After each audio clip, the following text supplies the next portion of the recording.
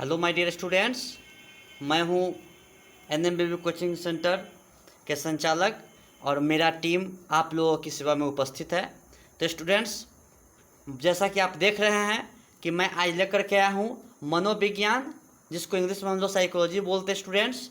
और आज मैं शुरू कर रहा है यूनिट 3, जीवन की चुनौतियों का सामना, मीटिंग लाइफ चैलेंज।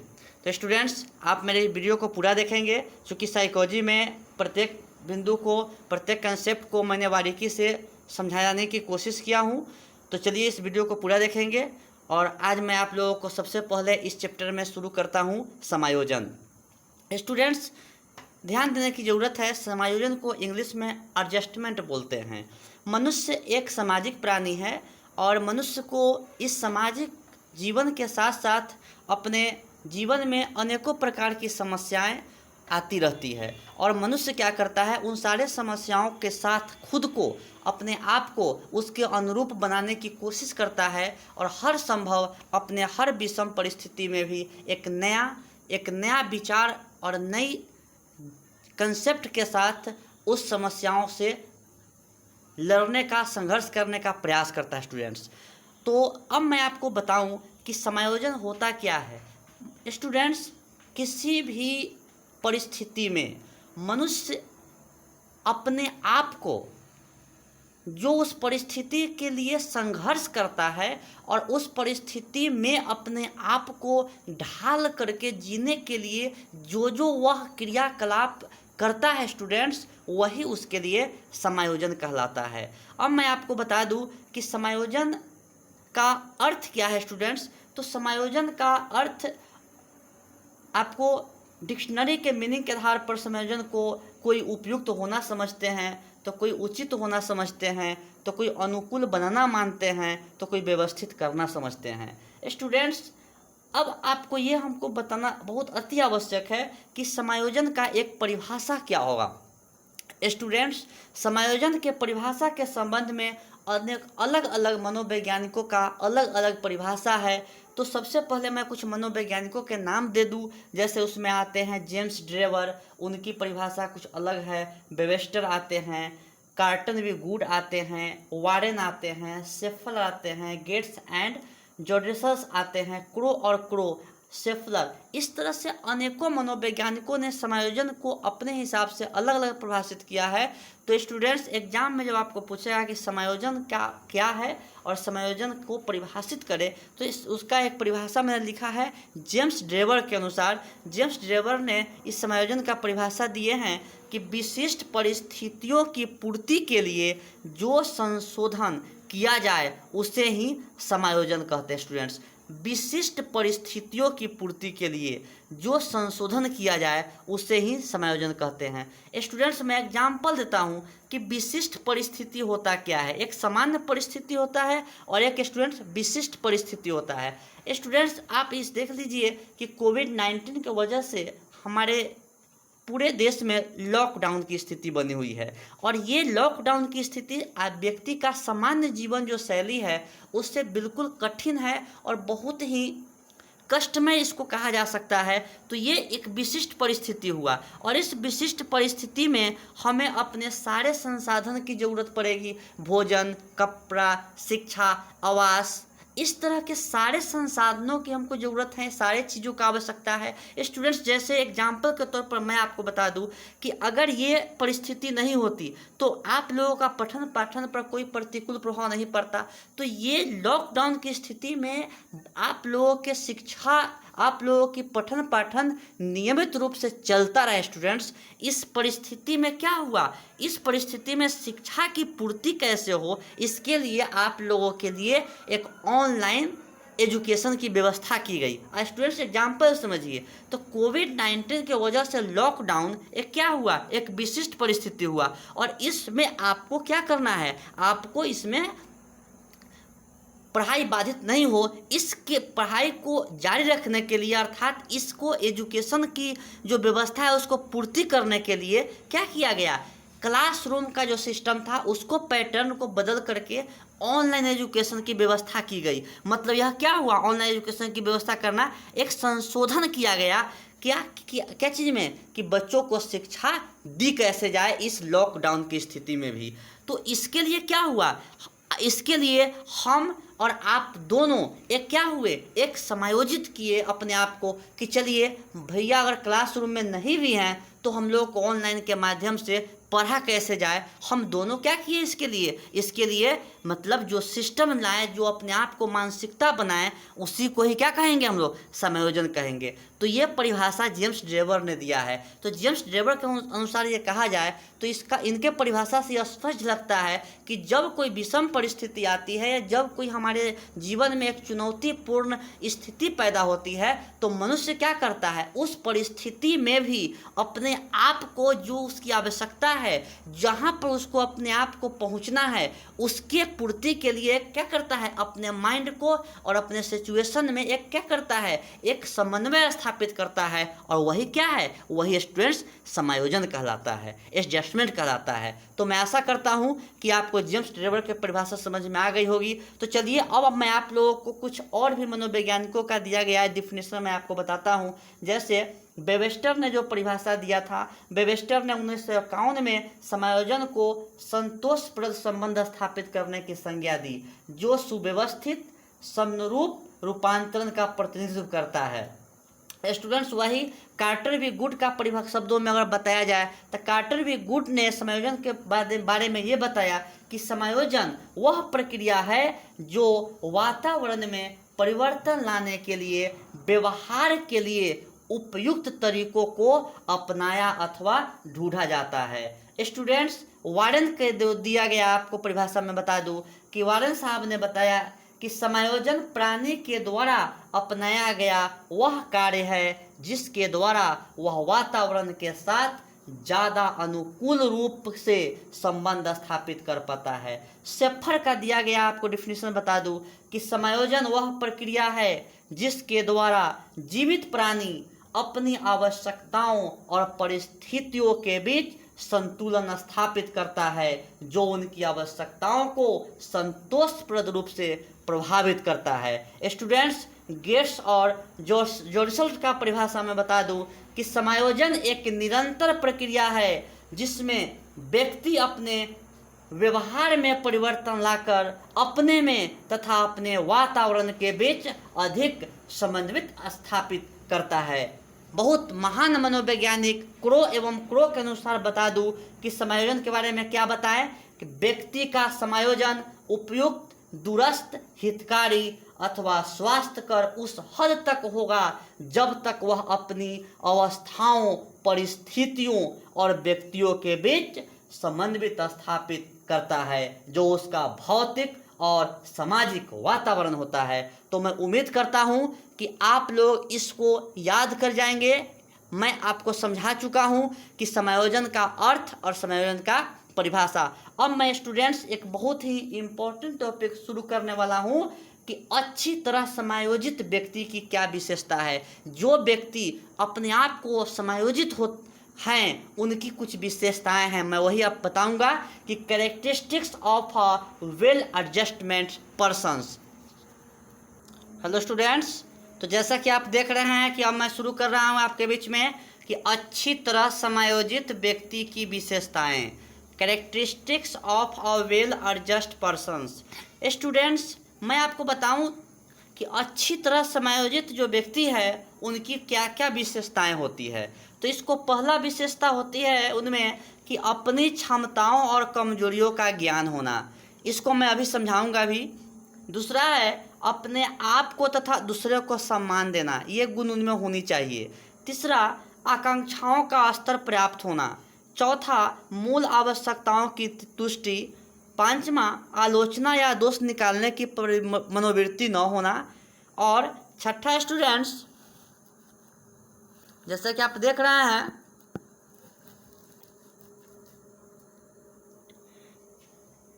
छठा है व्यवहार में लचीलापन का होना। सातवां पॉइंट है इसमें प्रतिकूल परिस्थितियों को संभालने की क्षमता।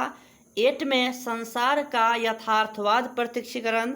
और 9वां पास पड़ोस के प्रति सहज भाव का होना। स्टूडेंट्स अब मैं इसको डिटेल्स में आपको समझाता हूँ, ध्यान देंगे आप लोग। सबसे पहला पॉइंट को मैं पहला पॉइंट है कि अच्छी तरह समायोजित व्यक्ति की विशेषता है कि अपनी क्षमताओं और कमजोरियों का ज्ञान होना।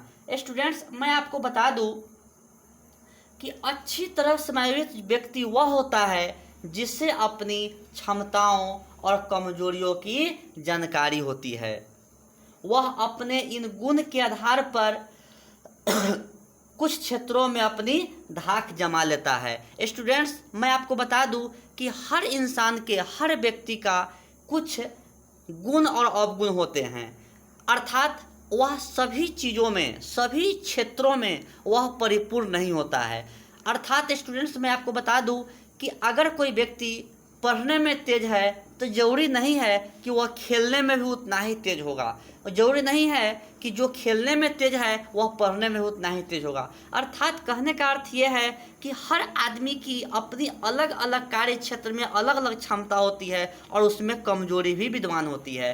तो ये जब जो व्यक्ति को अपने इन दोनों चीज़ों का ज्ञान होता है और उसमें जो क्या करता है वो एडजस्टमेंट करता है, अर्थात उस दोनों के अगर उसमें कोई कमजोरी है तो उसको दूर करने का प्रयास करता है, और अगर किसी के पास कुछ गुण है तो अपनी क्षमता को समझता है कि मैं इसमें बेहतर कर सकता हूँ। तो इन दोनों चीज़ों का जिसको ज्ञान होता है और वह दोनों मतलब यह चीज़ से ही वह व्यक्ति अपने जीवन में आगे बढ़ सकता है, और जो इस तरह का गुण अपनाते हैं वह एक अच्छी तरह से समायोजित व्यक्ति के श्रेणी में आ सकते हैं। मैं स्टूडेंट्स अब दूसरा पॉइंट बताता हूँ, आप लोग ध्यान देंगे। स्टूडेंट्स, अब ये दूसरा पॉइंट है कि अपने आप को तथा दूसरे को सम्मान देना। मैं आपको बता दूँ स्टूडेंट्स कि खुद को, अपने आप को और दूसरे को सम्मान देना, इसका कहने का अर्थ ये स्टूडेंट्स होता है कि जब हम किसी भी व्यक्ति को अपने आप से तुलना करते हैं तो कभी कभी ऐसा लगता है कि हमारे सामने वाला जो व्यक्ति है वह हमसे कई गुना ज़्यादा विद्वान है, और अर्थात हम क्या उस समय हमको क्या करना चाहिए, मतलब उस समय हमको ये करना चाहिए कि उस व्यक्ति के प्रति आपका श्रद्धा और सम्मान होना चाहिए, और उसको आप क्या करेंगे, रिस्पेक्ट देंगे। और अपने आप को स्टूडेंट्स, ये हम आपको एग्जाम्पल के तौर पर बता देता हूँ स्टूडेंट्स कि एक अगर शिक्षक की मैं बात करूं तो शिक्षक अगर अपने आप को ये नहीं पहचानेंगे कि मैं एक शिक्षक हूं, अर्थात उनके अंदर अनुशासन का, शिक्षक का एक जो अनुशासन होते हैं उस अनुशासन का अगर वो फॉलो नहीं करेंगे, खुद को उस आचरण को नहीं उतारेंगे, तो क्या होगा, मतलब ये होगा कि वह टीचर की जो गरिमा है वह उसको नहीं पा सकेंगे, और स्टूडेंट्स उनकी क्या कर सकेगी, अब बातों का अवहेलना करती जाएगी। तो कहने का अर्थ ये हुआ कि हर चीज़ का, जैसे एक डॉक्टर है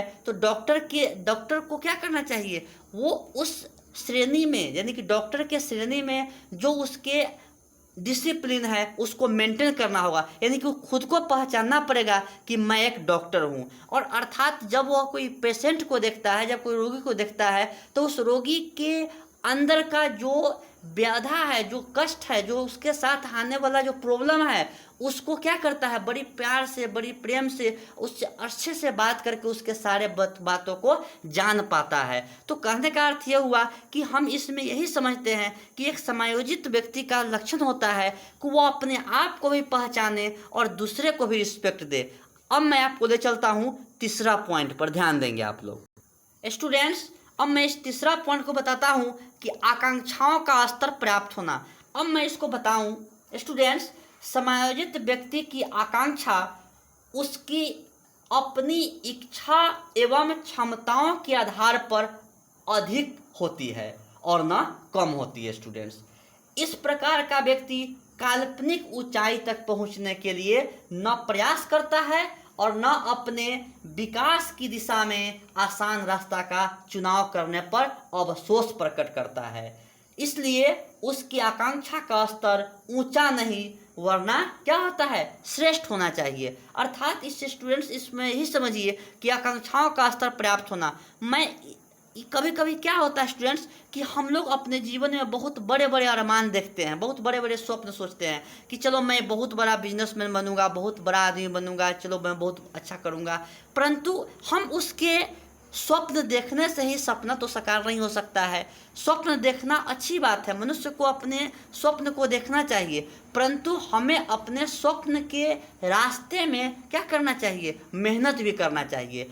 कहने का तात्पर्य है कि कोरी कल्पना से, सिर्फ कोरा स्वप्न देखने से व्यक्ति अपने जीवन में बहुत ऊंचाई तक नहीं जा सकता है। अर्थात मुझे क्या करना चाहिए, वर्तमान समय में अपने आप को जो मैंने एक दिशा निर्धारण किया हूँ, अपने भविष्य का जो मैं चुनाव किया हूँ, उस रास्ता से मतलब उस क्षेत्र में अनवरत निरंतर मुझे प्रयास करना चाहिए। और मतलब यही कहता है कि आकांक्षाओं का स्तर पर्याप्त होना, मतलब मैं जो कार्य करने की ठाना हूँ कि मुझे जीवन में इस ऊंचाई को पाना है, तो उसके लिए मुझे सतत और अनवरत प्रयास करना चाहिए, तभी मैं उस चीज़ को पा सकूँगा। और यह गुण एक अच्छी तरह समायोजित व्यक्ति में पाई जाती है स्टूडेंट्स। तो चलिए मैं अगला टॉपिक अब शुरू कर रहा हूँ स्टूडेंट्स। अब है मूल आवश्यकताओं की तुष्टि। स्टूडेंट्स, समायोजित व्यक्ति का यह भी विशेषता है कि उसकी आंगिक, संवेगात्मक और सामाजिक आवश्यकताएं पूर्णतः संतुष्ट हो। वह संवेगात्मक लालसाओं और सामाजिक अलगाव से दुखित नहीं होता है। वह अपनी सुरक्षा और आत्मसम्मान को बहुत हद तक कायम रखता है। तो स्टूडेंट्स, यह आपको समझ में आ गया होगा कि मूल आवश्यकताओं की तुष्टि में कि समायोजित व्यक्ति की यह भी विशेषता है कि उसकी आंगिक, संवेगात्मक और सामाजिक आवश्यकताएं पूर्णतः संतुष्ट हो। वह संवेगात्मक लालसाओं तथा सामाजिक अलगाव से दुखित नहीं होता है। वह अपनी सुरक्षा और आत्मसम्मान को बहुत हद तक कायम रखता है। तो चलिए स्टूडेंट्स, अब मैं 5 पॉइंट्स शुरू कर रहा हूँ, ध्यान देंगे आप लोग। स्टूडेंट्स, चलिए मैं आपको ले चलता हूँ। ये 5 पॉइंट्स का क्या है कि आलोचना या दोष निकालने की मनोवृत्ति का न होना एक अच्छी तरह समायोजित व्यक्ति का यह सबसे बड़ी विशेषता है। ये सबसे बड़ी विशेषता है कि आलोचना या दोष निकालने की मनोवृत्ति का न होना। स्टूडेंट्स ध्यान देंगे, अच्छी तरह समायोजित व्यक्ति वस्तुओं, व्यक्तियों अथवा कार्यकलाप की सराहना करते हैं। अर्थात उनमें किसी भी व्यक्ति को अगर कोई कार्य करता है, कोई उपलब्धि हासिल करता है, तो समायोजित व्यक्ति का यह कर्तव्य बनता है कि क्या करता है, उसको वो इनकरेज करता है। अर्थात उसकी मतलब उसकी निंदा नहीं करता है, उसको आत्मविश्वास और आत्मबल को बढ़ाने के लिए उसको बधाई देता है। उसको यह कहता है कि आप इससे भी बेहतर कर सकते हैं, बहुत अच्छा उपलब्धि आपने पाई। तो समायोजित व्यक्ति का यह गुण होता है स्टूडेंट्स कि वह अपने किसी भी कार्यकलाप को सराहना करता है, कमजोरियों और दोष को नहीं देखता है। उसका निरीक्षण क्या होता है, वैज्ञानिक होता है, न कि आलोचनात्मक और दंडात्मक वह न होता है। वह लोगों को पसंद करता है, उसके अच्छे गुणों की प्रशंसा करता है, जिससे उसने स्नेह पर विजय प्राप्त कर लेता है स्टूडेंट्स। तो चलिए अब आपको समझ में आ गया होगा। अब मैं 6 पॉइंट शुरू कर रहा हूँ कि व्यवहार में लचीलापन का होना। एक अच्छी तरह समायोजित व्यक्ति में ये गुण बहुत ही पाया जाता है कि व्यवहार में लचीलापन का होना। अर्थात वह मृदुभाषी होता है, उसका व्यवहार इस प्रकार का होता है कि सबों के बीच वह पूजनीय होता है, सारे लोग उसके बातों का अनुसरण और क्या करते हैं, फॉलो करते हैं स्टूडेंट्स। तो चलिए ये आपको समझ में आ गया होगा। स्टूडेंट्स देखिए, ऐसे व्यक्ति की जीवन की धारा और मनोवृत्ति में कठोरता का अभाव होता है। परिवर्तित परिस्थितियों में आवश्यक परिवर्तन लाकर अपने को वह आसानी से उसके अनुकूल ढाल लेता है। कोई दिक्कत स्टूडेंट्स? अब मैं आपको 7 नंबर पॉइंट समझा देता हूँ कि प्रतिकूल परिस्थितियों को संभालने की क्षमता। अनुकूल और प्रतिकूल दो बात आती है स्टूडेंट्स। प्रतिकूल का मतलब क्या होता है, जब आपके समय आपके चाहने के अनुकूल नहीं हो। जैसे स्टूडेंट्स अभी क्या है, अभी कोविड-19 के वजह से जो समय गुजर रही है वह मानव जीवन के अनुकूल नहीं है, वो प्रतिकूल है। तो इस प्रतिकूल परिस्थिति को संभालने की क्षमता जो हो रहा है, यह अच्छी तरह समायोजित व्यक्ति का ही गुण है। तो स्टूडेंट्स आप इसको समझिए कि जो व्यक्ति अच्छी अपने प्रतिकूल परिस्थितियों को संभालने की क्षमता रखते हैं, उसमें क्या क्या चीज़ होता है, वह आसानी से प्रतिकूल परिस्थितियों को घेरे में आने वाला नहीं होता है। उसमें इतनी इच्छा शक्ति और साहस होता है कि कठिन से कठिन परिस्थिति से लड़ सकता है। और ये सबसे बड़ा पॉइंट है किसके लिए, अच्छी तरह समायोजित व्यक्ति के लिए। अब मैं आपको ले चलूँ 8 वाला पॉइंट। देखिए, संसार का यथार्थवाद प्रत्यक्षीकरण ये होता क्या स्टूडेंट्स? प्रत्यक्षीकरण का मतलब क्या होता है? जो आप प्रत्यक्ष रूप से देख रहे हैं। और यथार्थ का मतलब होता है कि जो सत्य से परे हो, मतलब सत्य के अनुरूप हो। अब मैं इसको बता देता हूँ कि इसमें क्या गुण है कि ऐसे व्यक्ति में यथार्थवादी दृष्टिकोण होता है। वह कल्पना में उड़ान नहीं भरता, वह हमेशा योजना बनाता है, सोचता है और व्यवहारिक रूप से कार्य करता है स्टूडेंट्स। अब मैं लास्ट वाला पॉइंट देखूं कि इसमें क्या है, ध्यान देंगे आप लोग। पास पड़ोस के प्रति सहज भाव का होना एक समायोजित व्यक्ति का सबसे बड़ी गुण है कि जिस समाज में रहता है उस समाज के आसपास में वह पूजनीय कहा जाता है। यानी कि वह आपस में मेल मिलाप कर करके और सबों के बीच में एक अपने आप को क्या होता है, एक सबों के बीच में अपने आप को एक पूजनीय की तरह कार्य करता है, अर्थात सबकी दुख सुख में वह हमेशा साथ खड़ा उतरता है। स्टूडेंट्स, तो बता देता हूँ कि जो व्यक्ति पूर्ण रूप से समायोजित होता है वह अपने आसपास के प्रति सहज भाव होता है उसका। अब मैं इसके बाद अगला वीडियो जारी करूंगा स्टूडेंट्स, जिसमें मैं बताऊंगा कि समायोजन के क्षेत्र क्या है। मैं थोड़ा सा बता देता हूं स्टूडेंट्स कि एरिया ऑफ एडजस्टमेंट समायोजन के 3 क्षेत्र है: शैक्षणिक समायोजन, व्यवसायिक समायोजन और संवेगात्मक समायोजन। अर्थात जीवन में हमें प्रत्येक क्षेत्र में एडजस्टमेंट करना पड़ता है, चाहे वो एजुकेशन का फील्ड हो, चाहे वो वोकेशन का फील्ड हो, चाहे वो इमोशन का फील्ड हो। तीनों चीज़ में मैं आपको अगले वीडियो में बताऊंगा। आप लोग इसको ध्यान से 2 बार 3 बार 4 बार इस वीडियो को सुनेंगे, देखेंगे और इसमें आने वाले महत्वपूर्ण बिंदु को आप लोग अपने कॉपी कलम पर इससे लिख भी लेंगे। तो चलिए, NM बेबी कोचिंग सेंटर आपके उज्जवल भविष्य की कामना करता है और आप अभिभावकगण से मैं अनुरोध करता हूँ कि इस कोविड-19 महामारी में आप अपने बच्चों पर थोड़ा विशेष ध्यान दें। हम और आप दोनों मिलकर के इन बच्चों का पढ़ाई के मुख्य धारा से जुड़े रहें, यही मैं आपसे विनती करता हूँ, आग्रह करता हूँ। धन्यवाद।